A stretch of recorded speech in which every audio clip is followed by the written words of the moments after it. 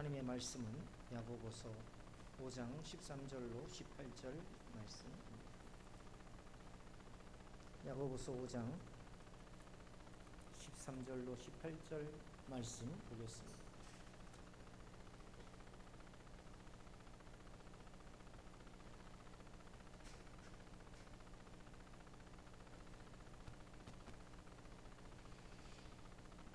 우리 한 절씩 교독해 올리겠습니다. 13절부터 18절까지. 너희 중에 고난 당하는 자가 있느냐? 그는 기도할 것이요. 즐거워하는 자가 있느냐? 그는 찬송할지니라.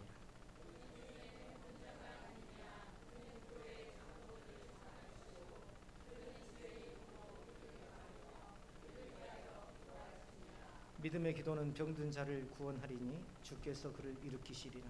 혹시 죄를 범하였을지라도 사하심을 받으리라.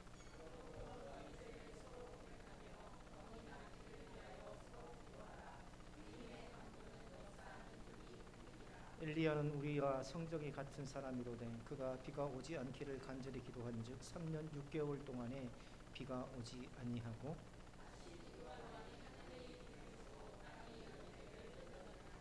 아멘. 우리 앞뒤 사람 인사합니다. 주님의 이름으로 선하고 축복합니다. 오늘 다섯째 주 가족과 함께하는 주일인데요.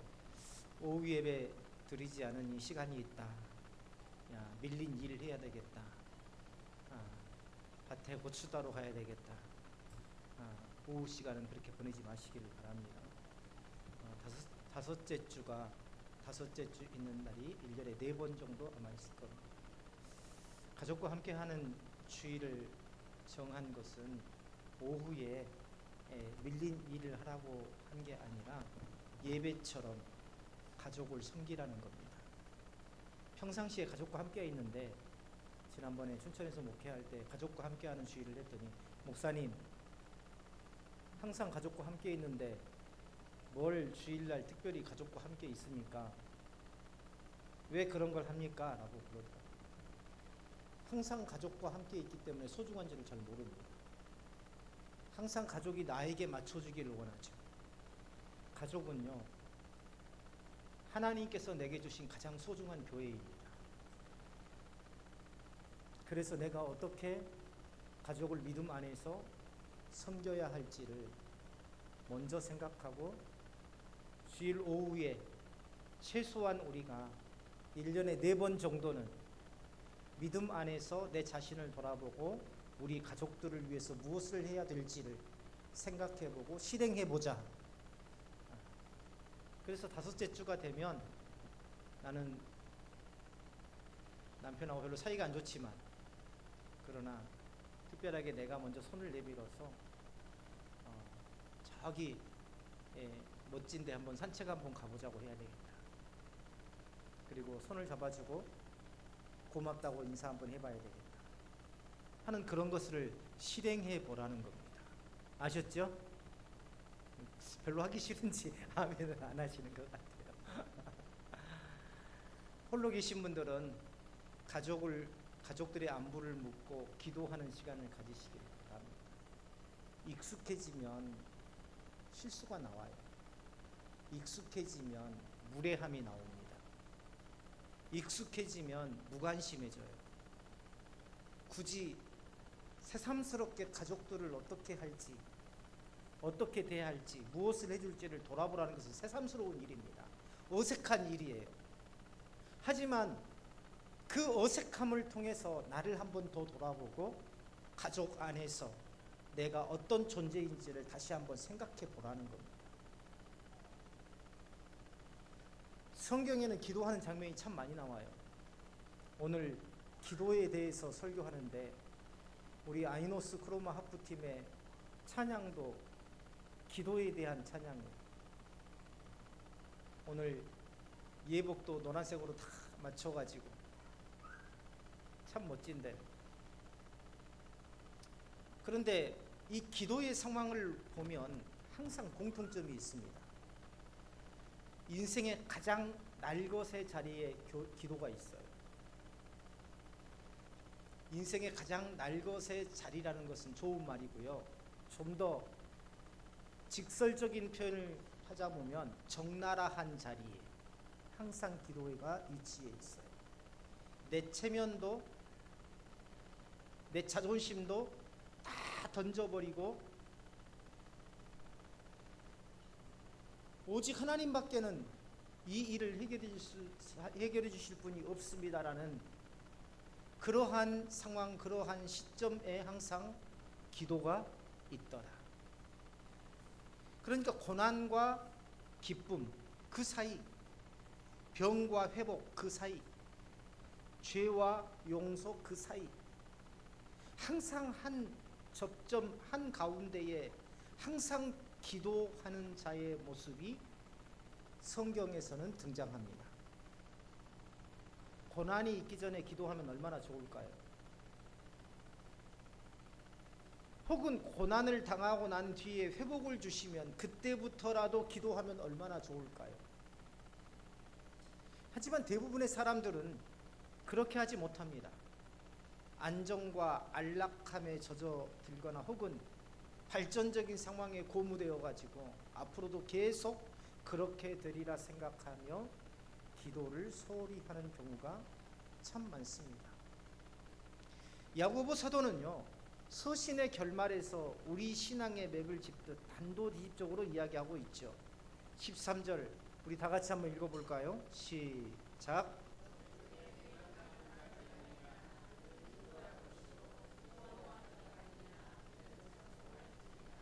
자, 우리는 보통 고난을 만날 때에 어떻게 합니까? 현실적인 해결책을 먼저 찾고 기쁨을 누릴 때에는 순간의 달콤함에 몰입되기 쉽습니다. 그래서 기도를 못하는 거예요. 문제가 생기면 해결책부터 찾아요. 그 해결책을 찾느라고 기도하지 못합니다. 그리고 문제가 해결되고 나면 해결되고 난 뒤에 그 안락함, 그 기쁨에 젖어가지고 기도할 생각도 안 합니다. 그러나 성경은 고난의 자리에 기도, 즐거움의 자리에 뭘 놓으라고요? 찬송할지니라 라고 말씀하고 있어요.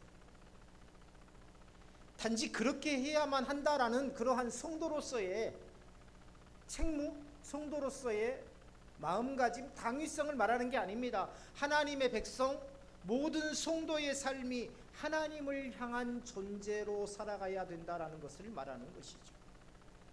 기도와 찬송은 고난의 상황을 부정하는 그러한 비현실적인 행위도 아니고 광적인 태도도 아닙니다. 문제가 닥쳤는데 교회에 와서 기도하고 잘 됐는데 이웃 사람이 도와주어서, 주변 사람이 도와주어서, 내가 잘해서 잘 된 것이지 무슨 하나님의 은혜냐. 이렇게 광적으로 생각하는, 광적인 신앙으로 생각하는 그런 게 아니라 고난의 상황을 하나님께 드려서, 고난의 상황을 하나님께 드러내어서, 하나님 제가 아파요, 하나님 내가 지금 이래요, 하나님이 모르시는가요? 알아요. 우리 자녀들 눈빛만 보아도 마음의 상태가 어떤지를 잘 알죠. 목회자는 눈빛만 보아도 동역자들의 상태가, 영적인 상태가 어떤지를 압니다. 거짓말 같죠? 내 자녀를 생각해 보세요. 내 자녀의 눈빛만 보아도 내 자녀의 마음 상태가 어떤지를 알아요. 단지 때로는 모른 척, 무심한 척 하는 것뿐이죠. 내 문제를, 고난의 상황을 하나님께 드러내는 겁니다. 아빠 나 아파요, 엄마 나 아파요. 그리고 하나님의 주권 아래로 들여오는 가장 현실적인 순종이 바로 기도다. 기도할 것이요라는 이 명령은요, 우리의 정서를 잘 알고 있는 권면이자 명령입니다. 기도하지 않는다는 걸 잘 알고 있어요. 어떤 상황 속에서도 기도하지 않는다는 것을 잘 알고 있어요. 그래서 명령하듯 권면하듯 이야기하는 겁니다. 기도할 것이요. 사람의 심리는요, 아픔 앞에서 쉽게 말문이 막힙니다. 탄식이 길어질수록 간구는 짧아지고 때로는 침묵이 안전해 보입니다. 이러한 우리의 한계를 잘 아시기 때문에 하나님께서 기도하라고 명령하신 것입니다. 오히려 하나님은요, 우리의 숨결, 눈물, 떨림까지도 아시는 분, 성경은 우리의 머리털까지라도 세심받으신 하나님이라 말씀하고 있습니다. 바로 그 연약함 가운데에 길을 열어주시기 위해서 기도를 명령하신 거예요. 간절하지 않은 자에게는 주시지 않습니다. 간절히 원하는 것을 주면 어떻게 됩니까? 그것의 소중함을 모르고 허비하거나 그것으로 인해 오히려 타락하기 때문이죠. 마음을 아시는 하나님께서 알아서 해주시겠지, 물론 그렇습니다. 하지만 우리에게 필요한 것이 그것이 꼭 주어져야 할지 알지만 그것에 대한 소중함을 깨닫고 간절히 구하는 자에게 줄 때에 그 효과는 몇 배가 될 수 있기 때문입니다. 하나님의 목적은요, 그 자체에 있는 게 아니라 이걸 줌으로써 하나님의 자녀로서, 하나님의 백성으로서 얼마만큼 더 믿음으로 강건하게 설 수 있느냐를 보시기 때문이죠. 300년 동안 애굽에서 종살이하던 이스라엘을 구원해 주신 하나님 앞에 이스라엘은 마실 물이 없자, 만나 외에는 고기를 먹지 못하자 오히려 구원을 이끄신 하나님을 원망하고 불평했습니다. 그랬죠? 그것은 하나님께서 원하시는 게 아니에요. 하나님, 왜 우리를 애굽에서 이끌어내어서 우리를 죽게 하십니까? 하나님, 왜 이런 상황을 우리에게 주셨습니까? 하나님은 가장 좋은 것을 이스라엘 백성들에게 주셨는데 그 가장 좋은 것을 깨닫지 못하고 삶의 그 불편함을 호소하며 하나님 앞에 원망하고 불평하더라. 그렇기 때문에 기도는 나의 모든 상황을 하나님께 올려드리는 것입니다. 어떤까지? 나의 불편한 마음까지. 사람들은 기도가 하나님께 요구하는 것이라고 생각합니다. 광화문의 어떤 목사가 그런 말을 했죠. 내가 말하면 하나님은 다 들어주신다. 그것은 자신이 완전한 사람이라는 것을 드러내려는 우회적인 술수입니다. 완전하신 하나님만이 내가 필요한 것을 아시고 주실 수 있어요. 나도 내가 무엇이 필요한지, 나에게 무엇이 유익한지를 내가 모릅니다. 나에게는 어떤 것이 유익하다고 생각이 되지만 그러나 하나님 보시기에는 그게 유익한 것이 아닐 수 있어요. 지금은, 앞으로는 그렇게 되겠지만 하나님의 때에 그래서 하나님께서 응답해 주시겠지만, 그래서 기도는 고난을 영적으로 포장하는 과정이 아닙니다. 고난을 하나님께 이관하는 일, 가장 현실적인 일이에요. 하나님, 내 모든 문제를 하나님께 맡깁니다. 문제의 소유권을 나에게 붙들어 주지 않고 언약의 주님께 올려드리는 계약적 이전이 바로 기도예요. 하나님, 이제 나의 문제가 주님의 문제가 되었습니다. 계약서 쓸 때 어떻게 합니까? 도장 찍잖아요. 읽어보고 도장 찍잖아요. 말씀을 읽어보고 마음에 확증하는 겁니다. 하나님, 이제 나의 문제가 누구의 문제가 되었어요? 하나님의 문제가 되었습니다. 나를 통해서 하나님의 일을 감당하게 하시려거든 하나님, 이 문제 하나님이 해결해 주셔야 됩니다.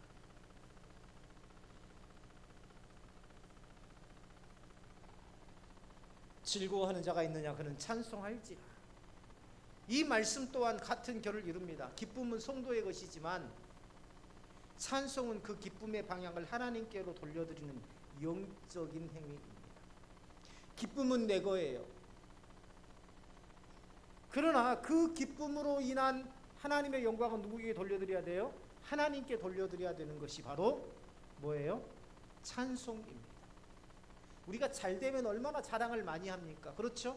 그 자랑 자체가 누구의 영광을 받으려고 하는 겁니까? 나에게 영광을 돌리려고 하는 것이죠. 참 잘하셨어요. 참 대단하십니다. 정말 훌륭하세요. 그러나 우리는 찬송을 통해서 또 하나님께 영광을 돌려드리는 그 행위가 뭐라고요? 찬송이라는 의미로 됩니다. 우리가 누린 선물의 원천을 인정하고 그 선의 흐름을 찬양을 통해 하나님께 돌려드리는 것입니다. 야고보 사도는요, 고난과 기쁨이라는 극과 극을 대비하고 있어요. 너희 중에 고난 당하는 자가 있느냐? 기도할 것이요. 너희 중에 즐거워하는 자가 있느냐? 그는 찬송할지니라. 극과 극이죠. 그리고 그곳에 굵은 믿음의 기초를 두고 있는데, 그 기초가 바로 뭐냐면 하나님을 향한 기도와 찬송입니다. 우리 인생은 고난이 있기도 하고 즐거움이 있지만 항상 그곳에 무엇이 있어야 된다? 기도가 있어야 되고 찬송이 있어야 된다. 그래서 신실한 성도는 상황의 변화로 인해서 믿음이 흔들리지 않고 기도와 찬송으로 항상 상황 전체를 하나님의 주권 아래에 둘 줄 아는 사람입니다. 이게 바로 신실한 성도입니다. 우리가 찬양을 하고 말씀을 받을 때에 세상에서 경험하지 못한 은혜를 받고 성령의 충만함을 얻습니다. 찬양과 말씀의 은혜를 받고 성령으로 늘 충만한 삶을 산다면 왜 우리에게 시시때때로 예배가 필요하겠습니까? 그렇죠? 우리가 매일매일 말씀과 기도로 또 성령으로 충만한 삶을 산다면 왜 새벽 예배 나와서 기도하고, 왜 수요 예배 나와서 예배하고, 왜 주일마다 나와서 1년에 52주, 아니 한 번만 나와도 될 텐데, 저기 절에 가는 것처럼 내가 가고 싶을 때만 가도 되는데 왜 이렇게 주기적으로 교회에 나와서 예배를 드려야 될까? 왜 필요할까? 반복적인 예배를 드린다는 것은 여러 가지 신앙적인 이유가 있지만요, 그 중에서도 오늘 말씀에 적용해 본다면 우리가 받은 은혜를 우리 스스로 지속시키지 못하기 때문입니다. 그것을 우리는 뭐라고 하냐면 연약함이라고 해요. 연약함. 찬양 부를 때에는 하나님 앞에 큰 은혜를 받습니다. 말씀을 들을 때는 그렇게 해야 되겠다는 마음의 결단이 우리 마음 가운데에 솟아오릅니다. 그런데 예배를 끝나고 딱 나가는 즉시 어떻게 돼요? 달라져요. 말투가 달라지고 행동이 달라집니다. 삶이 달라져요. 우리는 그것을 연약함이라고 해요. 이 연약함은 그 누구도 예외일 수 없습니다. 모두에게 다 있어요. 한 사람도 예외가 없습니다. 즉 우리가 찬양과 말씀으로 은혜를 받고 성령으로 충만했지만 어떤 상황 때문에, 어떤 사람 때문에 받은 은혜를 모두 소멸해 버리더라는 거예요. 상황이나 사람이나. 우리 삶 자체가 어떤 상황, 어떤 사람과의 관계가 항상 있지 않습니까? 그렇죠? 그래서 그것을 받은 바 은혜를 받은 바 그 깨달음을 잃어버리지 않도록 몸부림치는 것이 바로 신앙생활의 본질이라고 할 수 있습니다.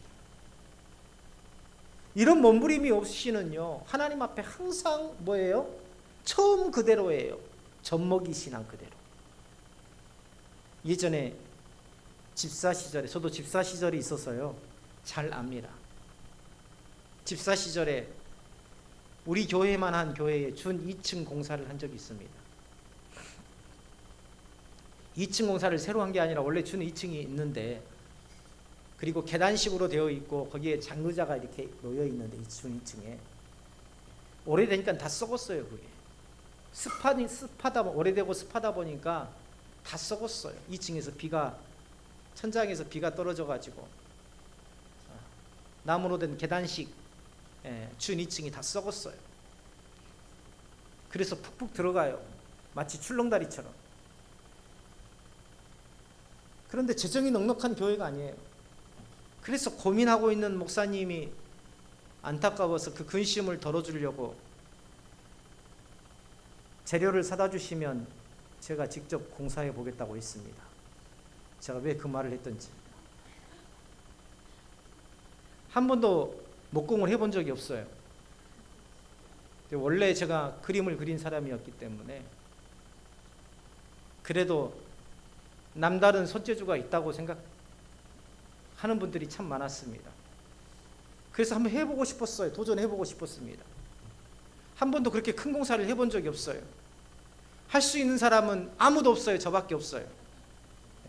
남자가 몇 명 되지 않는 데에서.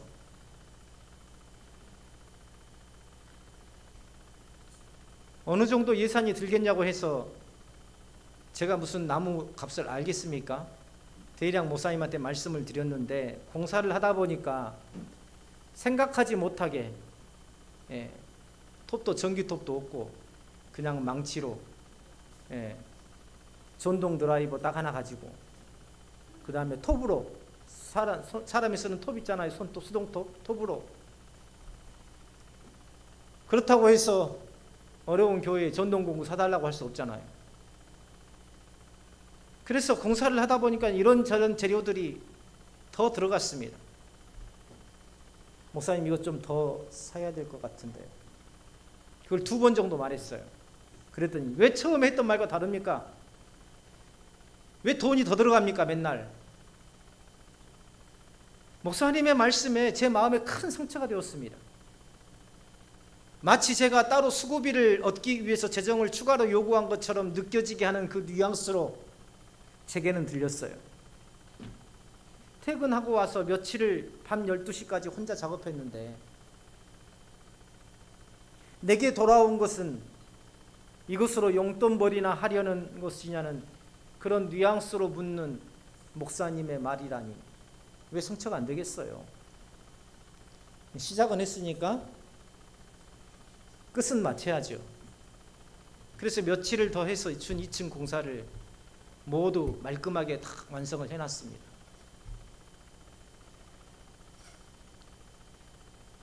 그런데 일을 하는 내내 마음이 좋지 않았어요. 다시는 이런 일 하지 말아야지. 왜 내가 이런 일을 한다고 해가지고 마음속으로 수십 번을 다짐했습니다. 이후로 목사님의 설교가 귀에 들어올까 안 들어올까요? 안 들어옵니다. 안 들어와요. 사단이 제 길을 꽉 막았어요. 제 마음도 꽉 닫았습니다. 설교에 귀도 들어오지, 귀에 설교도 들어오지 않고 찬송도 부르고 싶지 않았어요. 심지어 교회를 옮기고 싶은 마음도 생겼고 또 우리 아내는 내 마음도 모르고 열심히 교회 활동을 해요. 찬양도 잘 부르고 아내까지 미운 마음이 생기더라고요. 남편 속도 모르고. 그런데 어느 날 문득 이런 마음을 주세요. 그것이 내 스스로 해결할 수 없는 너의 연약함이다. 그것이 너 스스로 해결할 수 없는 너의 연약함이다. 맞습니다. 오랜 시간 동안 신앙생활을 해왔다고 자부해 왔지만 그리고 교회의 공사를 혼자서 해낼 정도로 나름대로는 열심을 가졌다고 생각했지만 내겐 그 오랜 신앙생활과 열심으로도 해결할 수 없었던 나만의 연약함이 있었던 거예요. 그 연약함이 어디서 나온 걸까요? 그 연약함이 어디서 나온 걸까요? 자, 보세요. 만약에 목사님이 아이고 안 집사님 얼마나 훌륭하십니까? 너무너무 잘하셨습니다. 아이고 대단하십니다. 정말 안 집사님밖에는 없어요. 이런 말을 했다면 제가 나머지 공사기간 때 기분이 좋았을까요? 안 좋았을까요? 엄청 좋았을 겁니다. 더군다나 목사님이 봉투라도 하나 찔러줬으면 아마 날아갈 것 같았을 겁니다. 근데 제게 돌아온 건 그게 아니었어요. 그 연약함이 어디서 나왔느냐를 생각해 보니까 사람에게 바라고 사람을 의지하려는 마음에서 나온 것이었습니다. 그때 제가 깨달았어요. 아, 상황을 의지하지 말고 사람을 의지하지 말고 하나님을 의지하라는 말씀이 바로 이거구나. 누가 보든지 안 보든지 누가 인정하든지 안 인정하지 않든지 누가 알아주든지 못 알아주든지 내가 만든 이 길을 단 한 사람도 지나가지 않고 왜 쓸데없이 이것을 만드느냐고 이야기할지라도 내가 할 일이라면 묵묵히 해내겠다. 그 뒤로 누가 보든지 안 보든지 알아주든지 안 알아주든지 나는 나에게 주어진 사역을 감당하고자 노력했습니다. 그런데요, 참 오묘한 게 있어요. 제가 사역을 하면서 하나님은 모든 것을 다 보시고 아시고 계셨다는 것을 깨달았습니다. 때로는 사람들한테 섭섭한 말을 들어도 그런데 하나님은 그것을 아시고 보고 계셨더라. 우리 정은경 집사님 댁에 차를 한 잔 마시러 갔는데 오리가 나와가지고 막 돌아다니니까 막 잡으러 정신없이 막 다니시더라고요. 많이 힘드셨을 것 같아요. 밥 먹을 틈도 없으셨을 것 같아요. 다른 사람들은 다 몰라요. 왜요? 굉장히 깊은 산속에 있더라고요. 근데 누구는 아세요? 하나님은 그 기간 동안에, 오랜 기간 동안에 힘들게 어렵게 일하신 그 두 분의 삶을 아시더라는 겁니다. 왜 그렇습니까? 내가 때로는 외롭고 힘들게 했던 일들을 헛되게 하지 않으셨다는 것을, 내가 힘들고 어렵게 주의 일을 감당하고 내 삶을 감당해 왔다는 것을, 그 자체가 헛되지 않게 하게 하신 하나님을 경험했기 때문입니다. 기도가 시작이고 찬양이 끝입니다. 기도를 통해서 내 삶의 모든 문제와 내 속에 들어오는 모든 불편한 마음을 하나님께로 올려놓지 못한 사람은 진정한 찬양으로 하나님의 함께하심과 역사하심을 기뻐할 수 없다는 것이죠.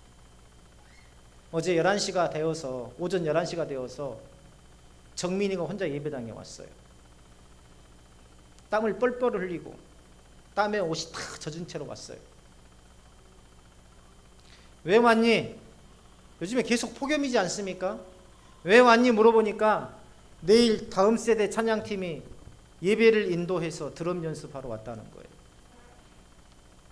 에어컨을 켜주고 서재에 들어와서 설교 준비를 하고 있는데 불현듯 하나님께서 내 마음에 음성을 주세요.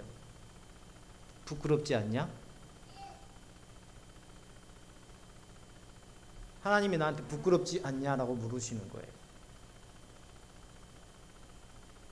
지난 일주일간 아이들이 묵상을 제대로 하지 않더라고요. 수요일 날은 아무도 하지 않았더라고요.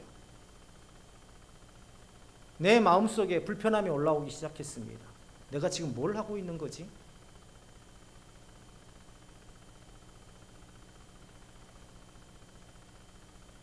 그런데 그 불평하고 투덜대던, 물론 우리 아내도 몰라요. 그건 내 마음속에 불편함이 있었다는 걸 우리 아내도 모릅니다. 내색을 하지 않으니까. 근데 하나님은 아신 거예요. 그래서 서재 앞에서 정민이를 만나고 서재에 들어가서 설교 준비를 계속 하고 있었던 중이었거든요. 설교 준비를. 키보드 앞에 딱 앉았는데 갑자기 하나님께서 그런 마음을 주시는 거예요. 부끄럽지 않냐? 하나님께서 내 마음을 아시고 보고 계셨구나. 그래서 정민이를 예배당에 보내셨구나. 사람은 동일해요. 그렇죠? 사람은 동일합니다. 그 사람이 그 사람이에요. 그 정민이가 그 정민이에요.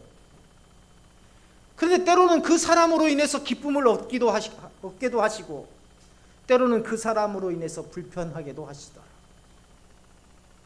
하나님 왜 그러시는 건가요? 제 곁에 늘 신실한 동역자들을 주시면 안 될까요? 제 마음에 딱딱 맞고 알아서 척척하고 제 마음도 늘 이해해주는 그런 동역자들을 왜 주시지 않는가요? 하나님께서 이런 마음을 주세요. 너한테는 그 사람들만 보이지 나에게는 너만 보인단다. 나는 내 모습을 보지 못하고 계속 내 주변 사람들만 보고 있어요. 근데 하나님은 누구의 모습만 보여요? 하나님은 누구의 모습만 보여요? 내 모습만 보여요. 아들 군대에 보내신 분들은 알겠지만요. 훈련소 가잖아요. 똑같은 옷 입고 똑같이 머리 짧고 똑같은 신발에 똑같은 옷을 입고 수백 명이 연병장에서 도열을 하고 있는데요. 우리 아들은 금방 찾습니다. 왜 그래요? 부모의 눈에는요, 우리 아들만 보이기 때문에. 저한테 그런 마음을 주시는 거예요. 부끄럽지 않냐? 너는 사람들만 보지 나는 너만 보인다.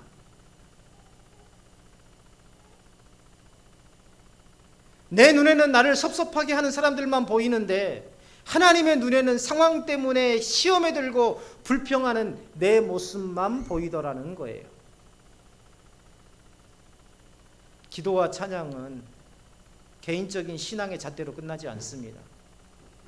공동체에 영향을 미쳐요. 야고보 사도가 지금 야고보서에서 증거하고 있는 게 바로 그거예요. 개인의 기도와 찬양은 공동체의 질서와 관계에 있다는 겁니다.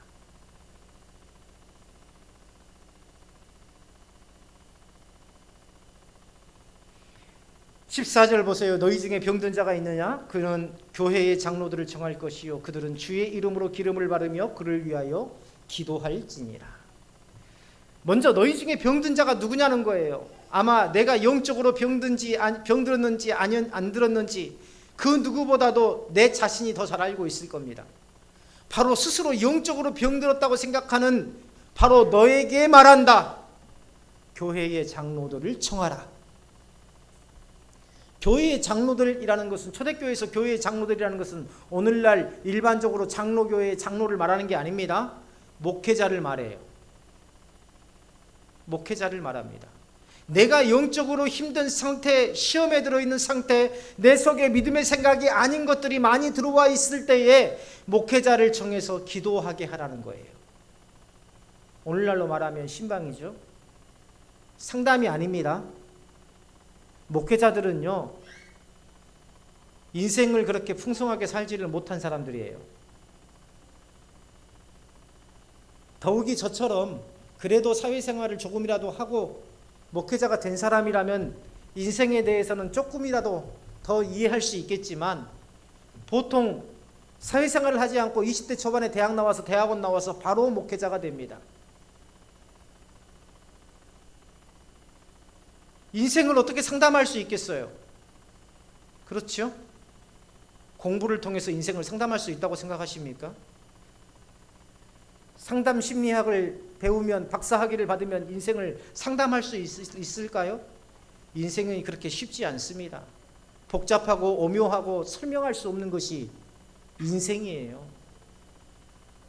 목회자는 상담의 대상이 아닙니다. 신방하고, 즉 불러서 기도하라는 거예요. 기도하도록 하라는 겁니다. 그리고 주의 이름으로 기름을 바르며 라는 말씀이 나오죠. 기름을 바르는 행위, 오늘날 성찬과 같은 또 하나의 예식과 같은 것으로 보는 사람들이 있는데 잘못된 것입니다. 성경에 보면은요, 기름을 바르는 행위가 종종 나와요. 요즘에는 일부 교회에서 하는지는 모르겠지만 내적 치유 가보면은요, 어디서 기름을 가져와가지고 기름을 사람의 이마에다가 이렇게 발라주고 기도를 하는데 잘못된 겁니다. 하나의 그런 예식의 행위, 종교적 행위가 아니에요. 여기서 기름을 바르는 것은요, 구약시대 때부터 나옵니다. 뭐냐면 일종의, 과거에는 고대 사회에서는요, 기름이라는 게 하나의 약이었어요. 약. 오늘날처럼 약이 많이 없던 그런 시대이기 때문에 기름 자체가 하나의 약이었기 때문에 그 기름을 바른다는 것은 오늘날로 말하면 약을 먹이는 행위하고 똑같은 거였습니다. 그래서 고대 사회나 초대교회 당시 사회에서는 기름을 바르는 행위가 치료의 행위를 의미했다. 그렇기 때문에 주의 이름으로 기름을 바르며 라는 말은 어떤 특정한 기름을 바르라는 그런 게 아니라, 다시 말하면 신비적이거나 주술적인 행위를 말하는 게 아닙니다. 기도를 요청한 사람이 주의 이름으로 치유되고 회복되도록 기도해 주라는 거예요. 14절 뒤에 15절 한번 보세요. 다 같이 한번 읽어볼까요? 15절. 자, 시작.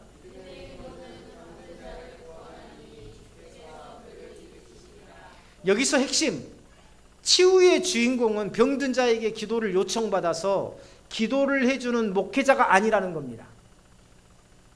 15절 다시 한번 보세요. 믿음의 기도는 병든 자를 구원하리니 누가? 주께서 그를 일으키시리라. 기도를 요청받아 목회자가 주의 이름으로 회복되기를 기도하면 누가 하시겠다는 겁니까? 주께서 하시겠다는 겁니다. 일으키신다는 원어적인 의미는요, 일시적인 회복을 말하는 게 아니라 근본적인 이김을 말합니다. 성경에서 구원은 신체적 치유와 영혼의 구원을 동시에 포괄하죠. 중요한 것은 그 기도가 그 응답의 통로라는 점이에요. 하나님께서 하나님의 뜻을 이루시기 위해 계획하실 뿐만 아니라 그 뜻을 이루시기 위한 방편도 마련하셨는데 그것이 바로 기도라는 겁니다. 무슨 말이냐? 기도는 하나님의 뜻을 바꾸는 지렛대가 아니라는 거예요. 안 되는 것을 억지로 되게 만드는 인위적인 지렛대가 아니라 하나님의 뜻이 내게 도달하게 하는 통로, 즉 수도 파이프와 같은 것을 설치하는 그 행위 자체라는 것입니다. 그 일이 이루어지도록 우리가 물을 먹으려면 어떻게 해요? 먼 곳에 있는 물을 끌어올려면 어떻게 해야 됩니까? 수도공사 해야 되잖아요. 근데 수도공사도 안 하고 물을 집안에서 먹기를 원해요. 예전에 말씀드렸지만 우리 예전 어렸을 때에 우물이 옛날엔 펌프식이었잖아요. 한 200m 정도에 있었어요. 매일 물을 길러 가는 게 일이었어요. 왜냐하면 그걸로 밥도 해 먹죠. 그걸로 설거지도 하죠. 그걸로 물도 마시죠. 그걸로 목욕통에다 담아서 여름철에는요 아예 대야를 큰 걸 갖다 놓고 거기서 그냥 퍼가지고 거기서 바로 찬물로 샤워하기도 하는데 겨울철이 문제예요. 목욕 한번 하려면은 그거 아버지가 등짐으로 얼마나 많이 지르고 나르든지, 아버지가 늦게 오실 때는 막 형제들이 다 동원돼 가지고 막 낑낑대고. 그런데 어느 날 그 펌프에 모터를 달아 가지고 관을 설치해 가지고 끌어오는 공사를 하더라고요. 그걸 하고 나서 수도꼭지만 틀면 나오는 겁니다. 기도가 바로 그거예요. 기도가. 정민이가 어제 와서 드럼 연습하는 것이 단지 더운 날씨에 교회에 와서 드럼 연습하는 열심만 있었다고 말할 수 있습니까? 아, 얘가 열심히 있구나. 단지 그렇게만 이야기할 수 있나요?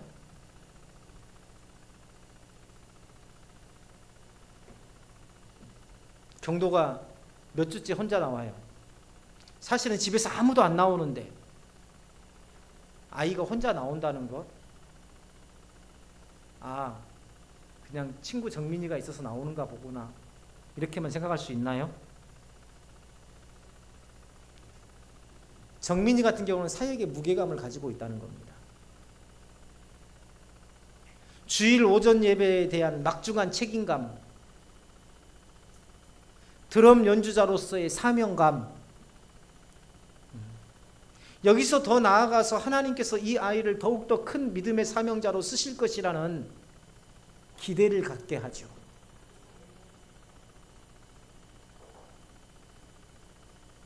나에게 그런 책임감이 있습니까? 나에게 그런 사명감이 있습니까?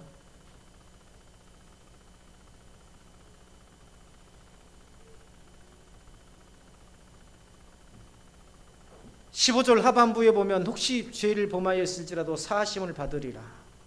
그리고 너희 중에 병든 자가 있느냐라는 말씀에서부터 병이 무엇으로 발전했을 가능성이 있다고 말씀하시는 겁니까? 죄로 발전했을 가능성이 있다는 겁니다. 영적으로 병들면 그것으로 끝나지 않고 죄로 연결돼요. 즉 자신이 영적으로 병들었다고 깨닫고 목회자에게 기도를 요청한 사람은 주의 이름으로 회복되게 되리라는 것을 말하고 있는 겁니다. 죄를 범하였을지라도 사함을 받는다는 것은 그로 인한 죄책, 죄의 무게감, 마음의 눌림, 불편한 감정, 이러한 모든 것들에서 주님이 주시는 평안을 얻게 될 것이라는 것을 말씀하고 있는 거죠. 그리고 16절에서 우리 마지막으로 다 같이 읽어볼까요? 16절입니다. 시작.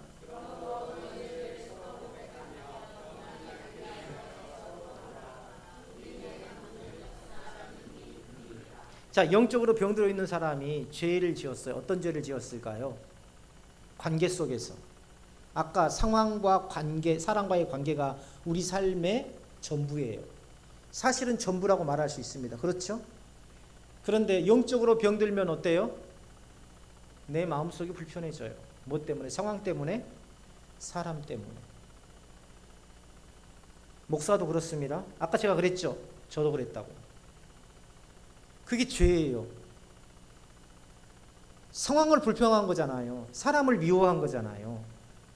내가 아무리 이야기해도 얘네들이 나를 무시한 것 아닌가?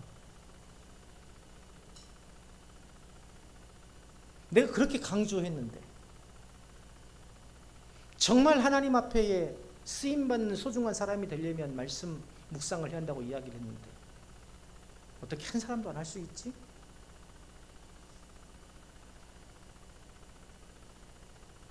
그게 올라왔을 때 어떻게 하냐면요, 작업복을 입고 밖에 나갑니다.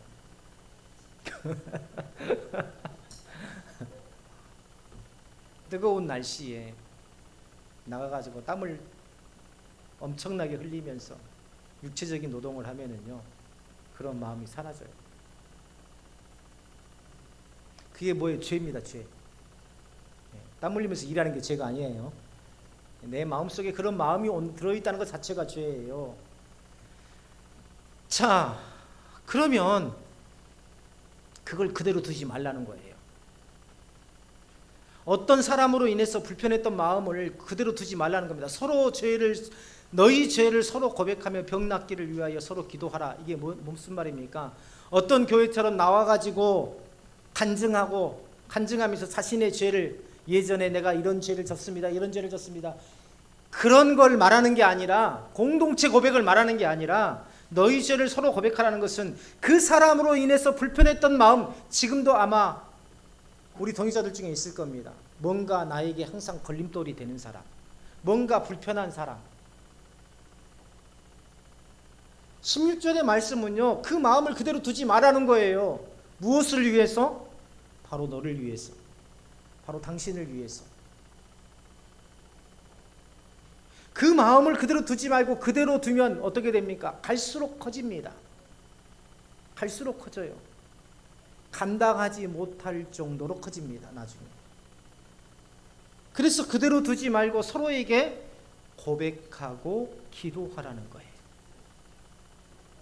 서로에게 고백하고 기도하라는, 서로에게 기도해버려요. 나는 당신 때문에 마음이 불편했습니다. 집사님, 난 집사님 때문에 마음이 불편했어요. 이대로 두면 안 될 것 같아요. 내가 집사님한테 말하는 것은 하나님 앞에 이걸 두고 기도하려고요. 이걸 해결해달라.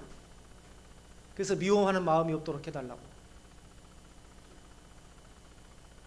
여기서 기도의 행위가 하나님 앞에 기도하는 것만으로 끝나지 않고 사랑과의 관계 회복으로 이어져야 진실한 기도가 된다는 것을 말하고 있습니다. 보세요. 고난당한 자가 있느냐? 기도할 것이요. 그리고 나중에 주의 종을 청해서 기도받을 것이요. 그리고 그 후에 어떻게 하라고요? 그 사람을 찾아가서 만나서 죄를 고백하고 어떻게 하라고요? 서로 낫기를 위해서, 내가 집사님을 위해서 기도하겠습니다. 나도 당신을 위해서 기도하겠습니다. 서로 기도하라는 거예요. 진정한 기도가 나 혼자만의 기도로 끝나지 않고 공동체의 관계로 발전해 나가야 된다는 것을 성경에서 이야기하고 있습니다. 이처럼 기도가 개인에서 끝나지 않고 공동체와 밀접한 관계가 있다는 것을 굉장히 중요한 일입니다. 수많은 사람들이 기도는 정말 멋지게 해요. 은혜롭게 하면서도 사랑과의 관계에서는 전혀 그렇지 않는 경우를 많이 봅니다. 성경은 이것을 외식이라고 합니다. 그래서 기도의 능력은 개인의 마음을 붙드는 도구이면서도 동시에 교회 공동체의 질서를 세우는 힘이 되는 것입니다. 그래서 기도하는 사람들이 많으면 교회가 항상 은혜로 충만해요.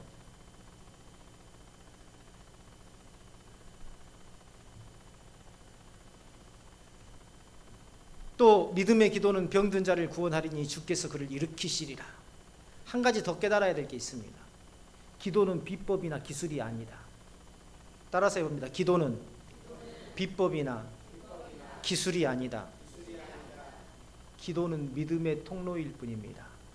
하나님의 응답이 오는 통로일 뿐이에요. 기도는. 오늘 오전에 찬양 드리기 전에 라온이가 기도했는데 그래도 기도를 크게 하더라고요. 짧게 하든 길게 하든 잘하든 못하든 그 기도가 하나님의 은혜가 우리에게 오는 통로가 되었다는 것. 기도는 사람이 가진 특출한 비법이나 기술이 아니에요. 저 사람이 기도해서 안 됐는데 내가 기도하니 되었다. 이렇게 습관적으로 말하는 사람들을 조심해야 됩니다. 내가 기도하니 되었다. 기도를 일종의 자기 기술이나 비법으로 여기도록 미혹하는 사람들이 많아요. 내가 기도하면 돼. 나한테 와 내가 안수 기도하면 모든 게 다 돼. 이단성 있는 사람들에게 주로 나타나는 현상입니다. 기도는 딱 한 가지예요. 믿음의 기도냐 아니냐. 이것에 따라 응답이 있느냐 없느냐의 차이일 뿐 기술이나 비법이 될 수 없다는 것을 우리는 잘 깨달아야 됩니다. 내가 기도 못해도 자신감을 가지세요. 그 목사님한테 가서 기도받으면 병이 치유된다고 하더라. 방점이 하나님께 있지 않고 기도를 하는 그 사람의 기도의 기술, 기도의 비법에 방점이 맞추어져 있다는 것을 조심해야 됩니다. 어디 가면 아주 용한 목사, 어떤 권사님이 그렇게 이야기를 해요. 저한테 남양주에서 사역할 때 저기 가니까요 어떤 용한 목사님이 계시더라고요. 용한 점쟁이라는 말은 들어봤어도 용한 목사님이라는 말은 나 그거 처음 들어봤어요. 용한 목사님이 계신데요, 거기 가면 그 목사님 기도만 하면 다 응답된대요.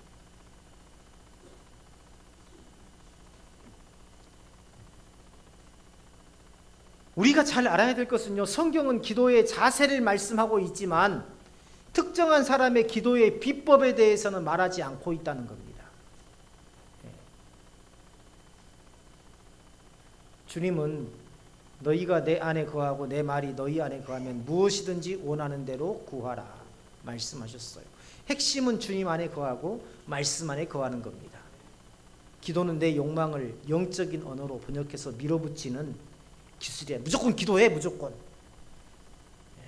밤낮 매달려. 하나님은 내 기도 무조건 들어주셔. 먼저 내 안에 내가 구하는 것이 욕심으로 구하는 건 아니지, 내가 믿음으로 구하는 게 맞는지를 돌아보아야 됩니다. 우리의 잘못된 종교적 인식들을 털어내고 육체적인 병에 걸렸을 때나 약이나 의사의 치료에 의존하지 않고 기도로 낫는다는 것도 잘못된 겁니다. 어떤 이단에서 그랬죠?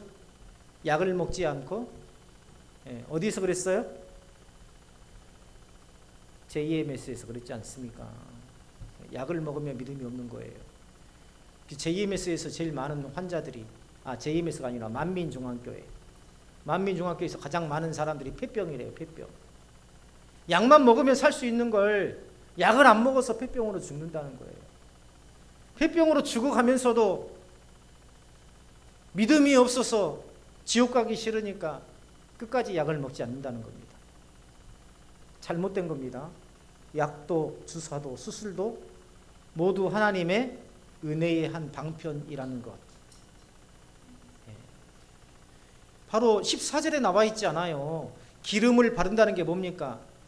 당시 사회에서 쓰였던 약재, 약을 발라서 환자를 회복시키는 치료의 과정, 오늘날 우리의 의학적, 다양한 의학적 치료를, 처치를 받죠. 기도와 약, 기도와 수술, 대체 관계가 아니라 보완 관계라는 겁니다. 기도도 하고 수술도 받고 약도 먹고 기도도 하고. 하나님께서 말씀과 성령으로 일하실 뿐만 아니라 의사의 손길을 통해서, 때로는 안 믿는 느부갓네살을 내 종이라고 하지 않았습니까? 그렇죠? 하나님께서 안 믿는 자를 통해서도 하나님께서 일하신다. 그렇기 때문에 치료를 받는 일을 불신앙으로 여기지 말고, 또 그런 사람들의 말을 들어서도 안 됩니다. 믿음이 있다면 말이야, 감기약을 왜 먹어? 감기약을. 기도해야지. 금식하고 기도하면 다 나아. 절대 그런 말 귀담아 들으지 마세요. 치료를 의지하는 마음이 반대로 치료에만 의지하는 마음을 가지고 하나님 앞에 기도하지 않는 것도 치우친 신앙입니다. 우리가 기도하는 자로, 찬양하는 자로 늘 하나님의 은혜로 충만하여서 우리의 삶이 하나님 앞에 아름답게 세워지기를 주님의 이름으로 축원합니다.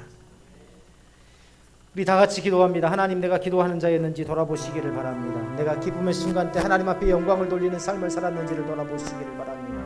완벽한 하나님의 백성으로서가 아니라 항상 나의 연약함을 기도로 이겨내는 그러한 믿음의 삶을 살았는지를 돌아보시기를 바랍니다. 우리 다 같이 기도하겠습니다.